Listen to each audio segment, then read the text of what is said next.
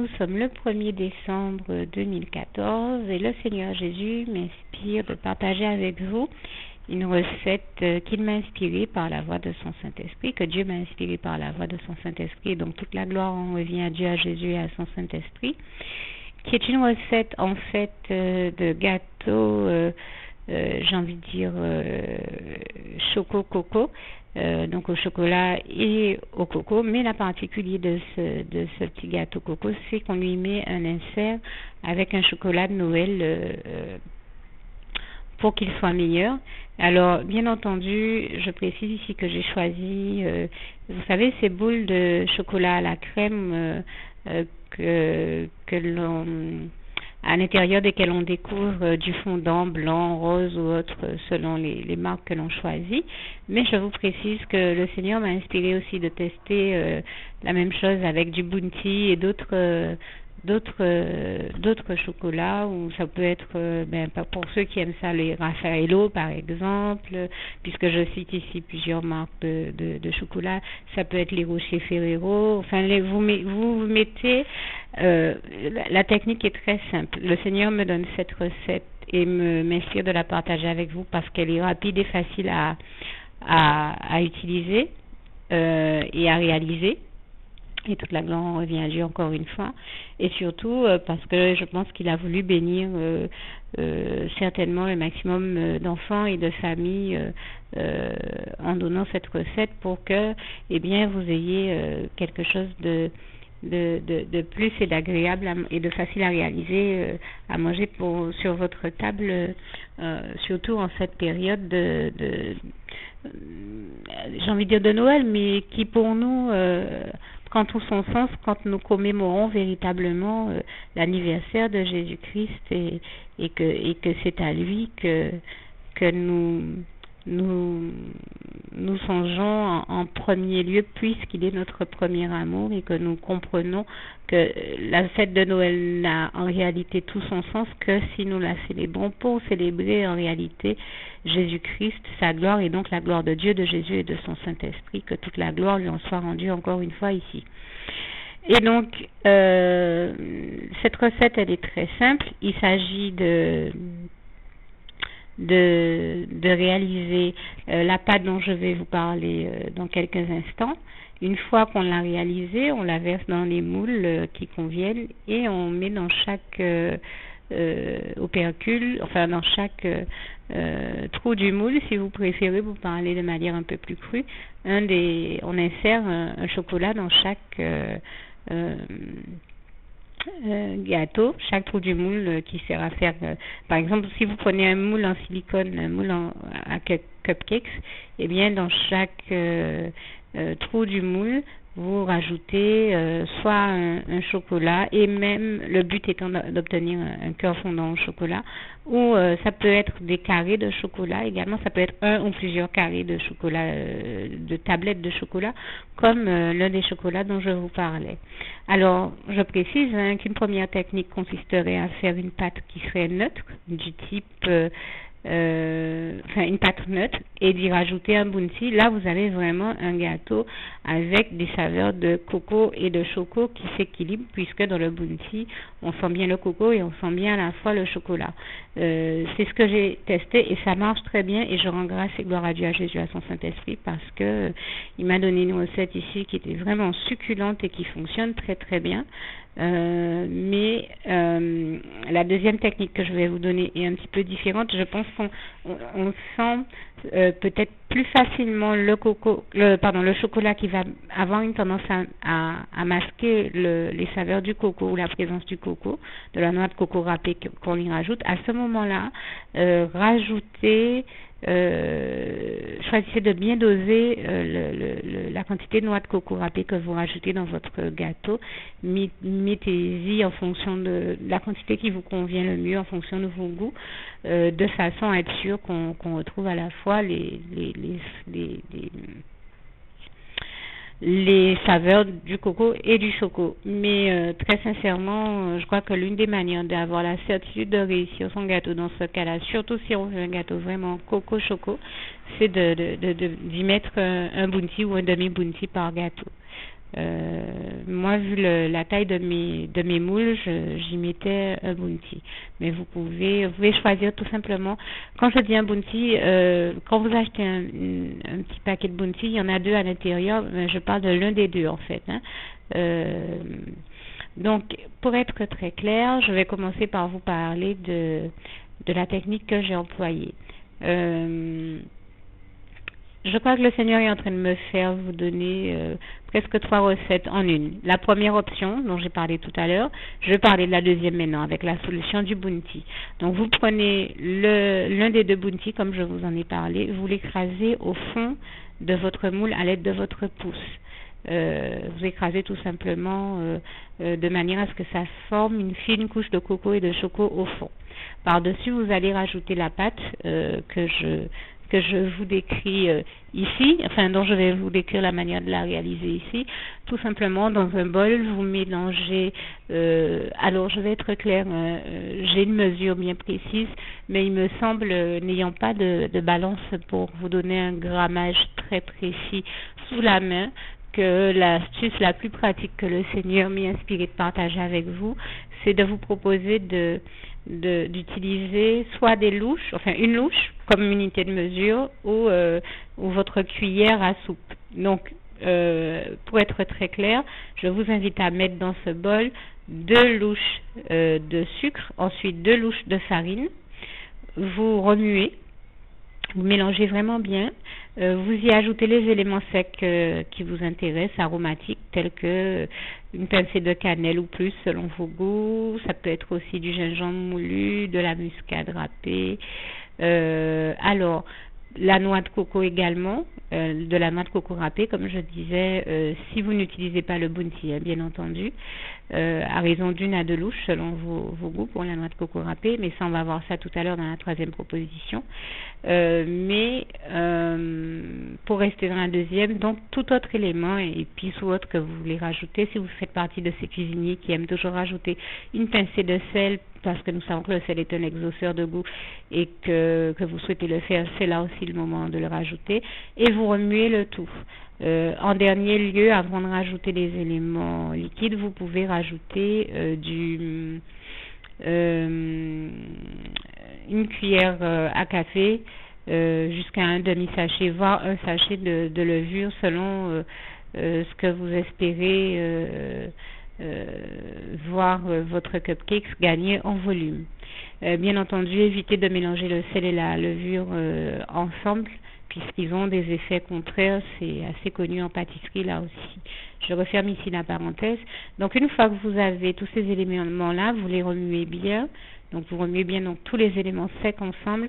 Je donne ici cette astuce de la part du Saint-Esprit qui nous l'inspire aussi et toute la gloire lui revient, parce que c'est la meilleure manière d'éviter des grumeaux, de faire des grumeaux, d'avoir une pâte grumeleuse.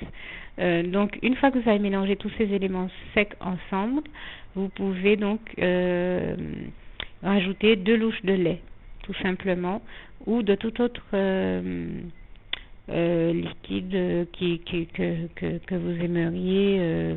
Par exemple, moi, il m'arrive de faire des petits gâteaux, mais puisqu'on parle des enfants, que l'on peut aromatiser avec de la limonade, par exemple. Le Seigneur m'a inspiré le même dosage pour faire des gâteaux au coca, par exemple au Coca-Cola ou au Fanta. Je donne un exemple là. Donc au lieu de mettre 2 louches de lait, vous pouvez mettre 2 louches de Coca-Cola. Alors de préférence light pour ceux qui le peuvent. Mais là, c'est si vous voulez aromatiser votre gâteau et faire un gâteau coco, choco, coca. Et c'est une recette que le Seigneur m'a déjà donnée, que je partage là aussi avec vous, mais que je pense sera bien appréciée de beaucoup d'enfants. Et puis là, le coca a un effet moins nocif que si on le buvait dans son état liquide et gazeux, qui entraîne des fois bien des petits soucis digestifs, et nous savons qu'il est donc mieux dans ces cas-là pour la santé de prendre par exemple du jus de fruits plutôt que des boissons gazéifiées. Mais là, même si le coca est une boisson gazéifiée ou le Fanta, dans ce gâteau, une fois cuit, il retrouve un état qui n'est plus nocif pour notre santé en dehors des apports de sucre et autres. J'espère que vous entendez bien, vous comprenez bien ici le sens de mon propos. Et donc, vous mélangez avec donc les 2 louches de lait ou de coca.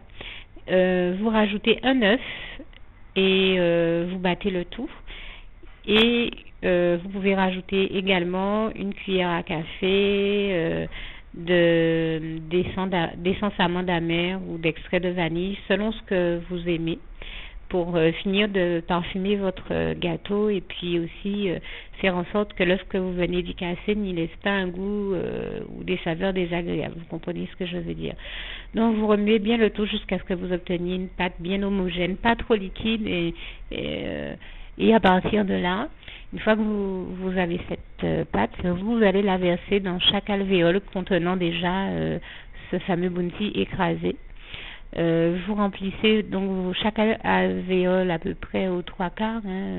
Vous laissez juste un quart d'espace au-dessus, de manière à ce que vos cupcakes en cuisant ne donnent pas quelque chose de trop volumineux ou qui ferait l'effet contraire à celui escompté. Alors, bien entendu, la quantité que j'ai donnée permet ici de faire 6 cupcakes, mais il vous suffit de multiplier les proportions en fonction du nombre de convives que vous avez ou d'enfants que vous souhaitez nourrir et bénir de la part du Seigneur Jésus, qui est celui qui nous dit « Laissez venir à moi les petits-enfants ». Nous savons comment Jésus aime les petits-enfants et c'est donc pourquoi il m'a mis à cœur de partager avec vous cette recette de gâteau coco choco, voire coco choco coca, selon ou autre limonade selon ce que vous allez souhaiter faire. Mais je vous assure que ça marche très bien. Ça fait plus d'un an que le Seigneur j'ai envie de dire, ça doit bien faire 3 ou 4 ans que le Seigneur m'a inspiré cette recette. Et l'ajout de limonade quand on remue bien donne surtout si elle est bien fraîche quand on fait sa pâte, nous donne un gâteau bien aéré avec des alvéoles, enfin un gâteau très agréable en bouche et je rends vraiment grâce et gloire à Dieu pour cela. Et pour terminer, donc la troisième possibilité était tout simplement de verser cette même pâte dont je viens de vous expliquer la manière de la réaliser. Vous versez cette même pâte aux 3/4, pareil, dans votre moule à cupcakes, et dans chaque alvéole, là encore, cette fois-ci, vous rajoutez soit une boule de crème, une boule de chocolat à la crème, comme je l'ai décrit, ou un chocolat avec donc ce fondant blanc ou rose à l'intérieur. Donc dans chaque alvéole de votre moule. Vous conviendrez avec moi qu'il est bien entendu ici possible, comme je l'ai dit, de rajouter plein d'autres choses, ou d'autres choses, telles que un carré de chocolat ou plusieurs carrés de chocolat, marron, blanc, du chocolat au caramel, du chocolat. Vous pouvez rajouter aussi des carambars, bien d'autres. Ça peut être aussi un fruit, une fraise, enfin tout autre élément, un fruit, bonbon, enfin douceur, selon ce que vous souhaitez expérimenter. Mais il me semble que là, le Seigneur nous donne une recette qui a une multitude de variations possibles, de variantes possibles, à vous de selon vos goûts et disons ce que vous savez convenir au mieux en fonction de ce que vous souhaitez faire selon vos goûts et je vais dire vos aspirations, vos événements aussi. Ça peut être des cupcakes pour un anniversaire, pour Noël, pour autre chose. À vous de les adapter et de faire vos expériences. Mais en tout cas, il me semble que le Seigneur donne ici une base de gâteau qui est superbe, qui est pratique, que l'on peut faire évoluer ou varier selon ses goûts, comme je le disais, et aspirations. Et donc, pour terminer, je rajoute la dernière précision qui est de dire que personnellement, comme j'ai un four qui ne va pas à 180 degrés, je fais cuire donc ces 6 cupcakes dans un moule en silicone. Mais vous pouvez choisir d'utiliser bien entendu d'autres moules avec d'autres revêtements. Mais dans mon cas, mon moule est en silicone et donc je le fais cuire dans un four électrique à 150 degrés durant 1 heure. Ou alors à 180, vous vérifierez durant combien de temps, ou encore à 200, et je sais que là le temps est encore plus réduit, mais je vous invite vraiment, si vous mettez vos gâteaux à 180 et à 200, à vraiment bien surveiller la cuisson et donc à les laisser au four jusqu'à ce qu'ils soient dorés. Une fois dorés, n'hésitez pas à éteindre, puisque nous savons que le temps que le four refroidisse, ça rajoute au temps de cuisson. S'ils sont dorés et cuits arrivé à un degré de cuisson qui est celui que vous souhaitez, eh bien n'hésitez pas aussi à les sortir du four, parce qu'il ne faut pas oublier qu'avec nos inserts au chocolat, nous avons ici un cœur fondant qui fait partie des éléments supplémentaires sur lesquels nous devons être vigilants au niveau de la cuisson. Alors je vous invite vraiment à passer, je vous souhaite de passer les meilleurs moments dans la compagnie, en la compagnie du Seigneur Jésus pour ces fêtes de Noël, commémorer avec lui en sa présence son anniversaire le 25 décembre. Je vous souhaite donc de vivre avec notre Seigneur qui est le meilleur, tout ce que vous pourriez avoir à vivre de meilleur.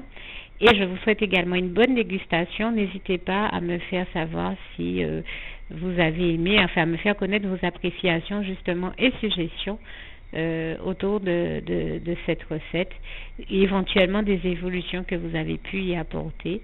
Que Dieu vous garde et vous bénisse tous. À bientôt, et je termine avec ce passage si cher à mon cœur qui est aussi mon souhait pour vous. Philippiens 4, verset 7, que la paix de Dieu qui surpasse toute intelligence garde vos cœurs et vos pensées en Jésus-Christ.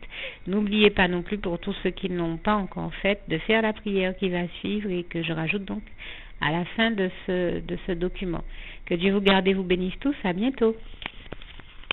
Alors oui, je ne l'avais pas encore précisé parce que je comptais débuter par là, mais vous l'aurez compris, la pâte à gâteau que je vous ai proposé de réaliser ici est en réalité un temps pour temps. Donc on met la même quantité de farine que de sucre et que d'éléments liquides. Et je rends grâce et gloire à Dieu qui m'a inspiré de partager avec vous cette technique-là qui, il me semble, est l'une des plus simples, les plus facilement réalisables pour les gâteaux. Et je tenais également à vous préciser que quand je disais que n'ayant pas nécessairement la même unité de mesure que celle que vous pouvez avoir, j'ai choisi de suivre le bon conseil du Saint-Esprit qui était partagé avec vous comme unité de mesure la louche. Et à défaut, eh bien, vous pouvez à peu près considérer, à défaut de la louche, vous pouvez aussi utiliser votre cuillère à soupe. Et donc, considérez que pour 8 cuillères à soupe de farine, vous mettez, donc comme il s'agit d'un temps pour temps, 8 cuillères à soupe de sucre. Et donc, environ également 8 cuillères à soupe de lait, si vous n'avez donc pas de louche pour mesurer ces ingrédients-là. Et pour les autres, tout ce qui est épices ou éléments aromatiques, vous utilisez la petite cuillère, voilà, environ une pincée jusqu'à une petite cuillère de cannelle ou d'autres muscade, gingembre, tout ce que vous pouvez vouloir utiliser pour aromatiser votre gâteau. Voilà, que le Seigneur vous garde et vous bénisse tous, et n'oubliez pas de faire la petite prière qui suit. À bientôt. Juste une petite précision pour tous ceux qui ne sont pas encore, qui n'ont pas encore choisi la meilleure des options qui soit, qui est celle d'aller se placer, de faire le choix à soi-même, d'aller se placer dans les bras d'amour de Jésus-Christ pour se mettre à l'abri de ce monde cruel. Eh bien, je partage avec vous la prière par le biais de laquelle on y accède. Et commence par vous rappeler également ce passage de Jean 14, verset 6, où il est écrit que Jésus-Christ est le chemin, la vérité et la vie. Nul ne vient au Père, Dieu, sans passer par le Fils Jésus-Christ, bien sûr. Je le dis à ma manière, vous regarderez comme il est actuellement écrit dans vos Bibles là encore. Et donc, n'hésitez pas à ouvrir vos cœurs à Dieu, à Jésus, à son Saint-Esprit, à être sincère avec lui et à lui adresser la prière qui suit, à lui dire tout simplement, Éternel mon Dieu, Seigneur Jésus-Christ, moi, un tel, vous dites votre nom et votre prénom, je t'accepte aujourd'hui comme mon sauveur personnel, le seul maître et roi de ma vie. Je remets toute ma vie entre tes mains puisqu'elle t'appartient, Éternel mon Dieu, puisque tu l'as créée, cette vie. Donc tu en es donc le seul maître et propriétaire comme de tout ce qui existe dans tout l'univers. Je remets donc toute ma vie entre tes mains, je te la donne. Merci, Éternel mon Dieu, aussi de permettre que cette vie que tu m'as donnée continue à être à ta gloire et que je continue à te servir, à t'appartenir pour l'éternité, d'éternité en éternité. Merci aussi, Seigneur, de faire que je continue donc à te servir et à t'appartenir pour l'éternité, d'éternité en éternité. Et aussi, Seigneur, de m'accorder la grâce de ton pardon et de ta miséricorde pour tous les péchés que j'ai commis tout au long de ma vie, jusqu'à la date d'aujourd'hui incluse. Et c'est au nom puissant du Seigneur Jésus-Christ que j'ai fait cette prière. Et à vous tous qui avez fait cette prière, je vous dis que Dieu vous bénisse abondamment, puissamment, richement. Et surtout, n'hésitez pas à la partager avec tous vos proches et contacts, amis, membres de vos familles, collègues, bien-aimés, tous ceux que vous aimez, et surtout tous ceux à qui Dieu vous mettra à cœur, avec qui Dieu vous mettra à cœur de la partager.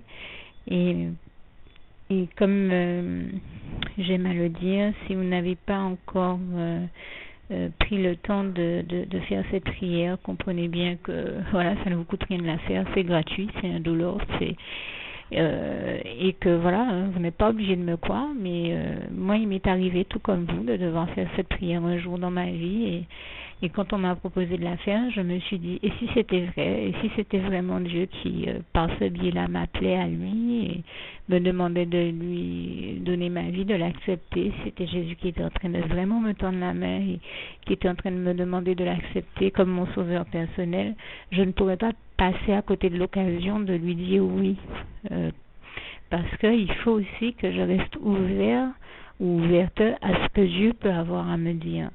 Il faut que je garde mon cœur et mon intellect ouvert à ce que Dieu peut avoir à me dire. Donc je me suis dit, je ne peux pas courir le risque de passer à côté de mon éternité, de passer à côté des meilleures choses de la vie, surtout si le maître et créateur de la vie m'appelle et cherche à me sauver. Pour être sauvé, il faut bien que je lui dise oui, que je souhaite qu'il me sauve. Oui, Seigneur Jésus-Christ, je t'accepte comme mon sauveur personnel. Et c'est le sens de cette prière. Et comme je dis, elle ne nous coûte rien à faire. Et puis surtout, moi je vous dis, du jour où je l'ai faite, j'ai vu Jésus changer ma vie en mieux sur tous les plans. Et donc je crois que ça ne vous coûtera rien, ça ne vous coûte rien vous non plus de la faire et puis d'expérimenter, de regarder comment les choses vont se dérouler dans votre vie, de regarder Jésus changer votre vie en mieux, à vous aussi. Et voilà, d'en faire l'expérience. Et pour en faire l'expérience, il faut commencer par faire cette prière. Donc si vous ne l'avez pas encore dite, réembobinez tout simplement cette vidéo ou ce document si vous préférez. Réécoutez-le et dites avec moi la prière que vous m'avez entendu mentionner. Et n'oubliez surtout jamais que tout est possible à celui qui croit en Dieu, en Jésus-Christ et en son Saint-Esprit, comme il est écrit en Marc 9, verset 23, et que tout est possible à Dieu, comme il est écrit en Marc 10, verset 27. Que Dieu vous bénisse donc et à bientôt.